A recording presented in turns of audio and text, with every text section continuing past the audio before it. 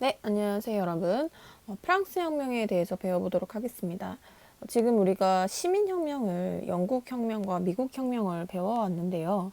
이제 영국 혁명과 이제 미국 혁명은 선생님이 앞선 수업 시간에서 잠깐 언급을 했듯이 시민혁명으로 평가가 되긴 하지만, 오늘 배울 프랑스 혁명에 비하면 진짜 시민들의 혁명이라기보다는 좀 하급 귀족들의 혁명이었고 독립 의 성격을 좀 띠는 그런 측면이 많았죠. 근데 이제 프랑스 혁명은 정말 오늘 배워보셔서 알겠지만 진짜 시민들의 혁명이라고 평가가 되는 그런 혁명입니다. 자, 그럼 프랑스 혁명의 이제 배경, 왜 일어나게 되는지 한번 보도록 하겠습니다.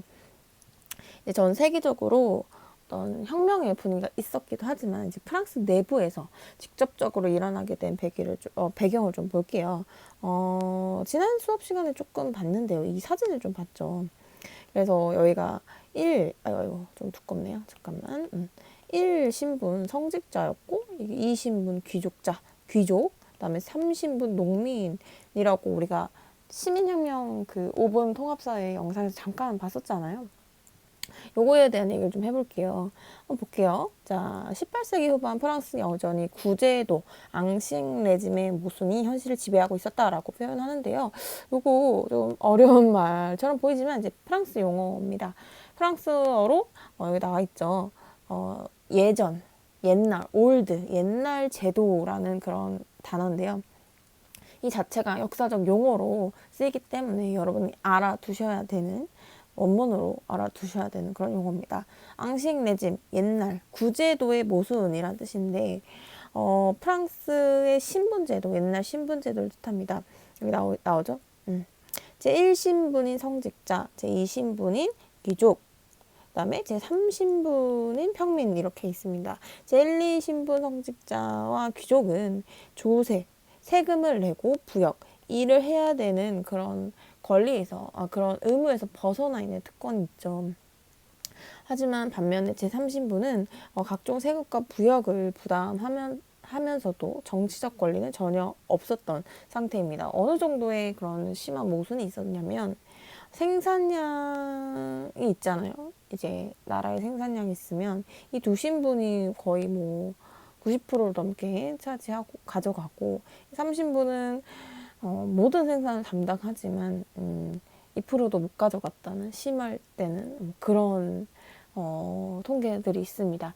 그리고 여기 책에서는 안 나왔지만 정말 각종 세금을 진짜 말도 안 되는 세금을 막 제 3신분한테 하면서 1, 2신분은 진짜 너무 정치도 못하고 돌보지도 못하는 그런 상태에 이르렀죠. 그래서 이렇게 2명이나 태워서 프랑스를 이끌고 가는 그런 모순을 담은 풍자화도 많이 나왔다고 합니다.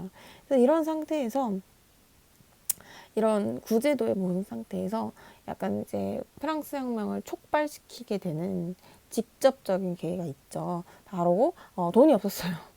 돈이 없죠. 여러분 국가는요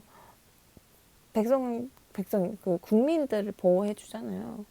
그럴 때 진짜 가장 이제 그 보호 필요 없다, 다 필요 없다 하고 일어나게 되는 때는 못 먹었을 때입니다. 진짜 전쟁이 일어나도 우리나라 조선시대 역사를 보면 나가서 싸우잖아요. 그런데 진짜 먹을 게 없을 때는 뭐 나라도 뭐가 없죠. 프랑스가 그랬습니다.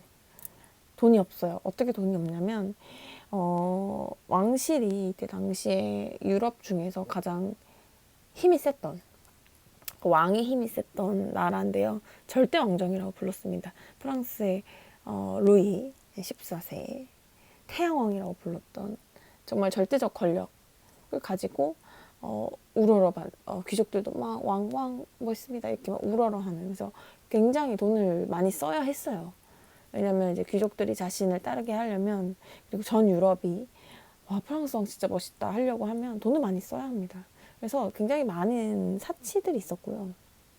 이건 또 여러분 시간 좀 나면 이제 프랑스의 절대왕정 사실은 2학년 때 배웠어야 되는데 배우지 못해서 굉장히 재밌는 이야기가 많은데 많이 해주지 못해서요. 시간이 나면 좀 해드리고요. 아무튼 프랑스의 왕실이 자신의 권력을 위해서 많이 돈을 썼다.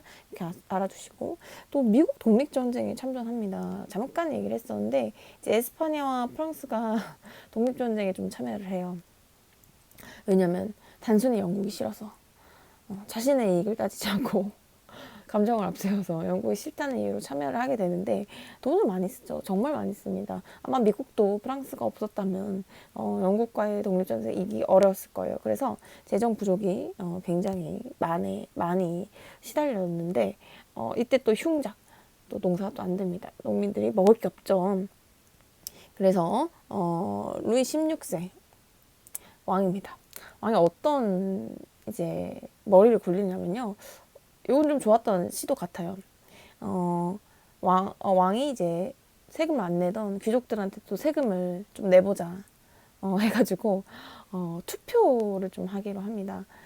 어떤 투표냐면 이제 여기 삼부회라고 하는데요. 이거 사실 좀 용어가 바뀌었어요. 역사학계에서는 3신분회로 바뀌었습니다. 이게 뭐냐면 원래 이제 정치적 회의들이 있을 때 귀족들이 주도를 하잖아요. 평민들 사실 안 옵니다. 정치적 회의, 투표 이런 중요한 일을 할 때. 근데 프랑스에는 이런 제도가 있었어요. 형식적이지만 모든 신분, 1, 2, 3 신분이 모여서 하는 회의가 있었습니다. 물론 평소엔 열리지 않죠. 거의 열리지 않았습니다. 거의 열리지 않았는데 루이 16세가 귀족들한테도 좀 세금을 내게 하고 싶어서 자신의 의견을 좀 따라줄 제3신분을 좀 부른 거죠. 불렀습니다. 그래서 제 30분들이 이제 대표들이 가겠죠. 농민들의. 물론 가난한 농민들이 가는 건 아니고요. 슬슬 시작되던 산업혁명 이런 것들로 인해서 돈을 좀 많이 챙긴 우리가 말하는 시민들, 표현하자면 부르주아라고 합니다. 돈을 좀 번 계급들, 그다음에 지식이 좀 있고 조금 새로운 사회를 좀 꿈꿨던 그런 사람들이 초청받아서 가죠. 기대에 부풀어서 갔습니다. 3신분에 드디어 열리는구나. 우리도 뭔가 여기서 우리를 좀 대우해주지 않을까? 갔는데 왕이 제시한 건 좋았지만 자신들은 되게 들러리에 불과하다는 생각을 많이 받았어요. 그리고 자신들한테 결정적으로 투표권이 굉장히 불리했습니다. 바로 프랑스는 신분별 투표를 했었고 이 상황에서 신분별 투표를 한 거예요. 뭐냐면 신분별 투표는 정말 쉽게 말하자면 성직자와 귀족자들은 신분이 높잖아요. 그러면 선생님 예시예요. 이거 정확한 통계는 아니고 성직자한테는 10장 주고요. 투표권을 얘네한테 5장 주고 얘네한테 1장 주는 겁니다. 그래서 가뜩이나 이제 시민들이 겨우 초청 받아 갔는데 자신들은 투표 1장이고 귀족이나 성직자는 너무 많은 거예요. 그래서 뭘 해도 사실은 이길 수가 없습니다. 이길 수가 없어서 자신들한테 조금 유리했던 어쨌든 귀족들이 돈을 좀 내라라는 거였음에도 불구하고 신분별 투표가 너무 마음에 들지 않았습니다. 그래서 이걸 거부합니다. 못하겠다. 우리도 투표권 온전하게 달라. 1인 투표로 합니다. 그래서 왕이 그럼 어떤 판결을 내렸느냐, 시민들의 편을 들어주냐, 그건 아닙니다. 뭐야 건방지다, 뭐 이런 말도 안 되는 욕을 하지 하면서 3신분회를 급하게 다시 해산시켜 버립니다. 이 머릿수에 따른 투표 1 명당 1장 이걸 이제 거부를 한 거죠. 왕이. 그 왕도 사실 귀족과 한패입니다, 여러분. 그래서 당황하고 열받은 시민들이 평민 대표들이 어떻게 시작을 했냐면 혁명을 뭐야 우리가 거부한다고? 그러면 우리들만의 의회를 만들겠어. 그래서 국민의회라는 걸 만들고요. 우리의 요구를 받아줄 때까지 우리는 너희들을 거부하겠다. 우리만의 정치를 하겠다 해서 국민의회에 귀족들은 껴주지도 않습니다. 그래서 혹시라도 너희들이 우리와 함께 국민의회를 꾸리고 싶다면 테니스 코트로 와라. 받아주긴 하겠다 해서 마지막 기회를 주거든요. 되게 웃기죠, 여러분, 정치가. 아무튼 그래서 테니스 치는데요. 오라고 했는데 아무도 오지 않습니다, 귀족이. 그래서 열받은 이제 평민 대표들이 그래? 그러면 우리만의 국민의회를 만들겠어. 너희들 이제 필요 없어, 정치에서. 그래서 이제 자신들만의 정치를 하기 위해서 국민의회라는 걸 이제 출범하게 됩니다. 이게 이제 프랑스 혁명의 시작이었어요. 자, 그러면 여기 한번 올라가서 써볼까요? 구제도의 못은 프랑스어로 뭐였습니까? 네, 앙시엥 레짐이었죠. 제1신분 성직자, 제2신분 귀족. 얘네는 이제 면세를 비롯한 특권들을 소유하고 있었으나 이제 제3신분 평민이죠. 평민은 납세를 해야 됐지만 정치적 권리는 하나도 없었습니다. 근데 이 당시에 이제 시민 산업혁명 등이 일어나면서 돈을 벌고 지식을 쌓은 시민 계급들이 개혁적인 마인드를 가지고 요구를 하는 상황이었고, 이때 마침 왕실 제정이 이제 미국 독립전쟁을 참여하면서 바닥이 나게 되고, 루이 16세가 3신분해라는 아이디어를 냈죠.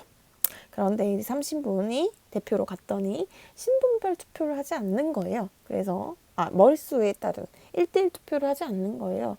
그래서 너희들의 오래된 신분별 투표는 우리가 거부하고 1대1 투표, 머릿수 투표를 요구한다 했더니 받아들여지지 않죠. 그래서 국민의회라는 걸 만들고 이제 테니스 코트에 모여서 우리 약속을 합니다. 우리들만의 헌법이 구성되고 우리들만의 정치가 받아들여질 때까지 이 국민의회는 해산하지 않는다. 너희들한테 맞서 싸우겠다. 해서 이제 프랑스 혁명이 시작되죠. 조금 어려워요. 배경이 오히려 어렵거든요. 자, 다음에 넘어가죠. 프랑스 혁명이 어떻게 전개됐냐? 당연히 루이 16세가 국민의회를 해산시키려 하죠. 그랬더니 이 소식을 들읍니다. 신분별 대표에는 신분별 이제 회의 3신분에는 참여하지 못했지만 가난했던 농민들, 시민들 다 모여서 국민의회를 우리는 지지한다 하면서 어디를 이제 상징적으로 치냐면 바스티유 감옥을 습격합니다. 바스티유 감옥 여기 사진도 나오는데요. 예, 보이죠? 바스티유 감옥은 사실은 제대로 된 감옥은 아니고요. 이제 왕실, 그다음에 귀족들이 자신들한테 대드는 그런 정치적인 이유로 죄를 지은 사람들을 가둬놓는 그런 감옥입니다. 근데 왕에게 이제 대드는 사람들을 가둬놓는 감옥이죠. 근데 뭐 많이 없었어요, 사람이. 근데 여기를 부시고 그 사람들을 탈출시키는 그런 행위들을 합니다. 이게 뭘까? 이제 더 이상 왕한테 끌려다니지 않겠다는 뜻이죠. 그래서 굉장히 처음부터 폭력적, 파격적으로 시작이 되고요. 왕이 굉장히 놀라요. 그럼 이 와중에 뭘 하느냐? 국민의회는 아예 이제 정치를 이제 시작합니다. 자신들이. 자, 요거를 이제 어떻게 선생님이 조금 정리를 해줄 거냐면, 프랑스 혁명은 의회의 이름으로 구분하는 게 쉽습니다. 아까 배경을 조금 어렵긴 하지만 그거 외우시고, 이제 프랑스 혁명 전개 바스티유 감옥을 시작으로 어떻게 시작이 되냐면, 이제 아까 만들어뒀던 국민의회 있죠? 이 국민의회가 하는 일들, 요 시기를 이제 국민의회 시기라고 해요. 그래서 여러분 의회 이름으로 기억을 하시면 됩니다. 자, 첫 번째 만들어진 국민회는 뭘 했냐면 봉건적 특권 폐지를 다 선언합니다. 이거 신분제가 이제 폐지됐다는 거예요. 이제 완벽하게 신분제가 폐지됐다고 좀 어렵지만 이제 봉건적 특권, 옛날 특권들을 다 없애버려요. 신분제가 거의 폐지됐습니다. 사실상. 그러니까 선언했죠. 국왕이 이제 땅땅한 건 아니지만 그걸 신분제 폐지를 이제 제시를 했다. 선언했고 혁명 기본 이념을 담은 자 드디어 나오네요. 인간과 시민의 권리 선언을 발표합니다. 자, 이거 포트폴리오에서도 한번 볼 거예요. 미국에도 있었던 독립선언에 있었던 평등이라는 단어가 들어가고요. 국민주권도 있고, 그다음에 자유재산 안전 이런 것들이 이제 구체적으로 조금 더 들어가게 됩니다. 우리 인권선언과 비슷하죠. 시초가 됐죠. 인권선언을 발표하고요. 그다음에 드디어 입헌군주제. 정치적 입헌군주제를 선언을 하고 재산에 따른 선거를 규정합니다. 이게 조금 아쉽습니다. 보통 선거면 좋겠지만 재산이라는 걸 이제 규정을 해요. 입헌군주제도 규정하고 그래서 뒤에 나올 다른 의회가 있거든요. 두 번째 의회가 그거보다는 약간 조금 약한, 조금 너무 급진적이진 않은 그렇게 영국처럼 너무 급진적이지 않게 그렇게 진행이 처음에는 됩니다. 그리고 새로운 헌법을 이제 제정했죠. 그러면 이제 입법의회를 만듭니다. 우리나라랑 비슷해요. 이제 입법의회라는 거는 헌법이 만들어지고 그 밑에 세부적인 법을 제정하는 의회입니다. 근데 뭐 여러분 입법의회까지 외울 필요 없고 아무튼 새롭게 의회와 법을 만드는 걸 구성한 의회가 국민의회고 이런 일들을 했다 정도만 아시면 됩니다. 근데 국민의회 말을 잘 들으면 될 것을 귀족과 이제 왕이 겁을 먹었으면, 근데 너무 겁을 먹은 나머지 어떻게 하냐면 도망을 칩니다. 루이 16세가 자신의 부인이었던 마리 앙뚜아네트 부인 오스트리아로 도망가려다가 적발하죠. 적발됩니다. 그래서 굉장히 민율 배신감을 느껴요. 야, 우리가 이렇게 봐줬으면 너도 좀 따라와야지. 너 도망을 가? 이러면서 화가 많이 나죠. 그리고 또 어떤 일들이 일어나면 이게 내부 이제 안내자예요. 한자 미안해. 내부에서 이런 일들이 일어나고 외부적으로는 어떤 일들이 일어나면 굉장히 시민들에게서 진짜 찐 농민, 시민, 평민들에게서 일어났잖아요.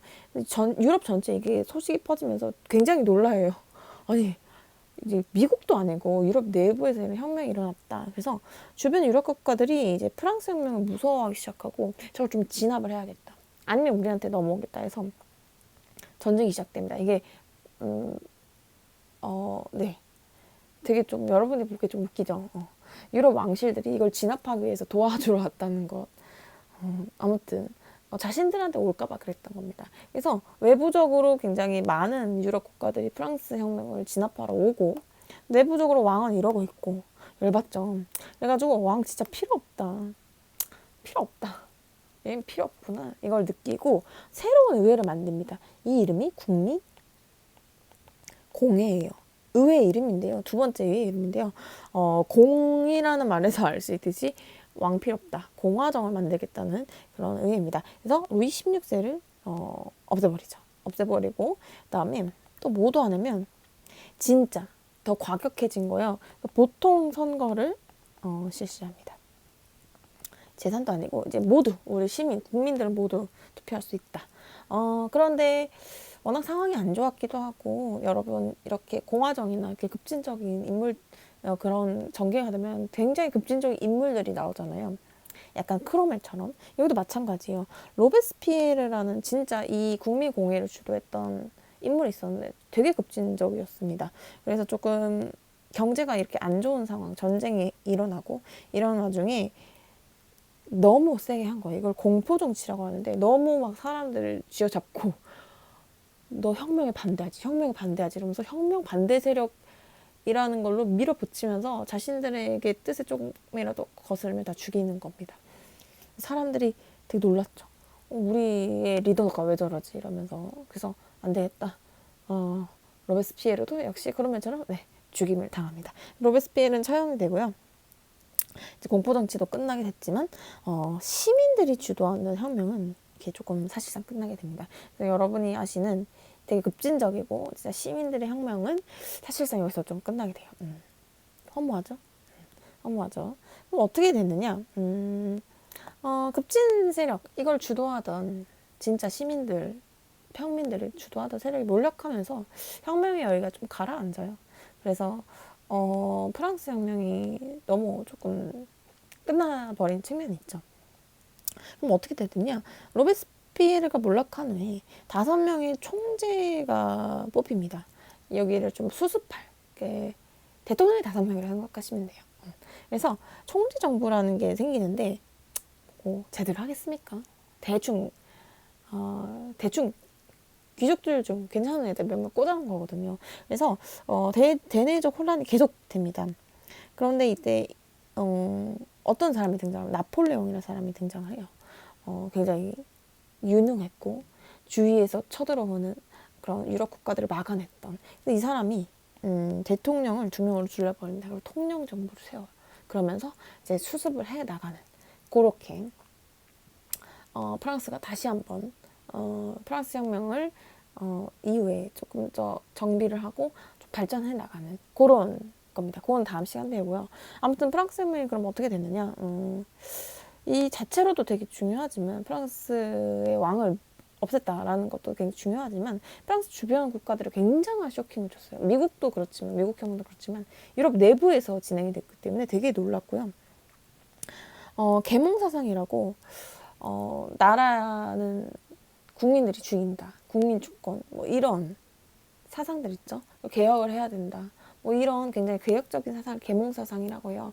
여러분 아마 오셔서 오프라인 시간에 좀 선생님이 설명해 드릴 건데 이런 사상을 바탕으로 이제 프랑스 혁명이 겹쳐지면서 이런 게 전 유럽에 퍼지기 시작해요. 그러면서 자유평등, 우애 정신 이런 것들이 헌법에 좀 담기기 시작하고 우리가 지금 살아가고 있는 근대 시민사회, 근현대 시민사회의 기초가 되는 그런 혁명이었다라고 생각하시면 됩니다. 한 번만 정리해 볼까요? 자, 해볼게요. 국민의회를 이제 국왕이 해산하려고 하자 시민들이 열받아서 바스티유 감옥을 습격하고요. 혁명은 전국적으로 확산이 됩니다. 그래서 국민의회 만들어 놨었잖아요. 요거의 정치를 시작하죠. 봉건자 특권, 신분제를 폐지하고요. 인간과 시민의 권리 선언, 인권 선언이 발표되고 91년, 이제 91년이거든요. 이제 91년에 헌법, 얘네들이 헌법을 만들죠. 그래서 입헌 군주제, 재산에 따른 성결 구정입니다. 그래서 여러분 이때 만들어진 헌법을 91년 헌법이라고 해요. 왜냐면 밑에 국민공회가 헌법을 또 만들잖아요. 공화정을 하면서. 그래서 좀 구별하기 위해서 합니다. 근데 혁명이 이제 국왕이 프랑스를 탈출 시도하고 혁명이 확대되니까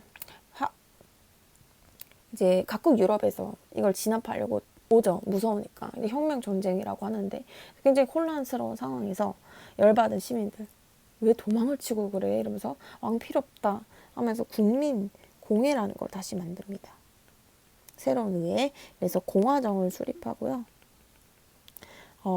로베스피에르가 중심이 되어서 시작을 하죠. 이걸 이제 93년 헌법이라고 합니다. 이게 93년이었고 이게 91년이거든요.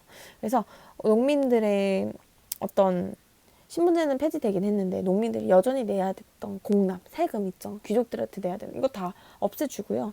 보통 선거도 실시하게 됩니다. 네, 이제 리더였던 로베스피에르가 너무 공포스럽게 정치를 하다 보니까 시민들이 불만이 생기고 로베스피에르는 처형이 되죠. 그리고 시민들이 힘을 잃어요, 사실은. 힘을 잃어요. 그래서 혁명이 팍 좀 가라앉는 그런 것이었지만 계몽사상이라고 이제 국민들이 권리 주인이고 뭐 그런 개혁적인 사상들이 프랑스 혁명을 통해 널리 퍼지게 되고요. 자유, 평등, 우애, 박애라고도 하는데 이런 혁명 이념을 제시하고 이게 지금의 근현대 시민사회의 바탕이 되었다. 이 정도만 기억하시면 될 것 같습니다. 되게 자세한 얘기들이 훨씬 더 많고 재밌는 얘기도 많은데 그건 여러분 오셔서 선생님이 좀 보여드리도록 할게요. 아시겠죠? 자, 너무 수고했습니다.